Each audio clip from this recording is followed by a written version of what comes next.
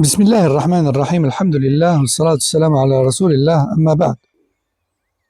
Nous allons traiter dans ce nouveau numéro le sujet de la religiosité des jeunes et de leur décrochage scolaire.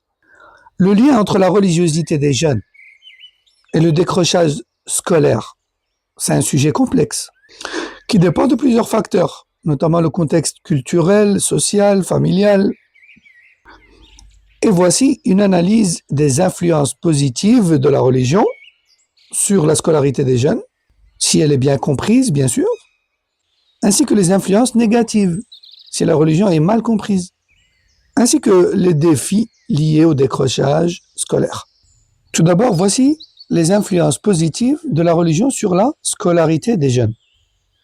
La religion peut offrir un cadre structurant et encourage le respect des règles, la persévérance et l'engagement dans les études. Donc oui, la religion, lorsqu'elle est bien comprise, elle donne un encadrement et une discipline aux jeunes. Aussi, la foi met en avant l'importance du savoir, du respect des enseignants et de l'effort personnel. Donc la religion souligne la valeur du travail et de la responsabilité. Aussi, les institutions religieuses, comme les mosquées, les associations, etc., peuvent jouer un rôle de soutien scolaire en proposant des aides aux devoirs ou un encadrement moral, comme c'est le cas dans certaines mosquées. Et ça, c'est plus de l'ordre du soutien communautaire. Donc on a, alhamdulillah, beaucoup de mosquées, notamment la mosquée Abu Bakr as-Siddiq de Roubaix, qu'Allah les récompense, qui propose du soutien scolaire aux jeunes.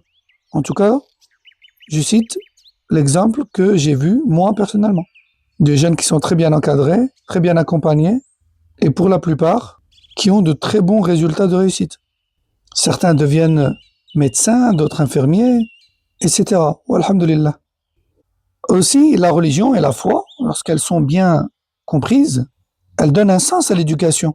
Parce que pour certains jeunes, la foi peut donner une motivation supplémentaire à réussir, en considérant l'éducation comme une mission ou une responsabilité. À présent, voici quelques exemples de facteurs qui favorisent le décrochage scolaire chez certains jeunes qui se mettent dans la religion en raison de la mauvaise compréhension de la religion. Par exemple, l'opposition entre les enseignements religieux et les enseignements scolaires, c'est-à-dire le conflit entre la croyance du musulman et certaines matières enseignées, en sciences, philosophie, histoire, etc. Et ça, eh bien, ça peut amener certains jeunes à se désintéresser de l'école. Cependant, cela fait partie de ce sur quoi tu seras questionné lors des examens. Et bien que certaines théories figurent dans ton cahier, personne ne t'oblige à les prendre pour conviction. Alors apprends ta aqidah, discerne bien entre ta conviction d'un côté et entre le contenu de tes cours mondains de l'autre. Parmi les facteurs aussi, c'est qu'on voit que certains jeunes donnent la priorité aux études religieuses sans ne rien faire mondainement. Alors oui, la religion est plus importante, mais ça ne veut pas dire qu'il ne faut rien faire dans sa dunya. Allah dit dans le Coran, ce qui a pour sens, recherche l'au-delà, mais n'oublie pas ta part de la dunya. Et le prophète sallallahu alayhi wa sallam de dire, œuvre pour ton au-delà comme si tu allais mourir demain, et œuvre pour ta dunya comme si tu allais y vivre pour toujours.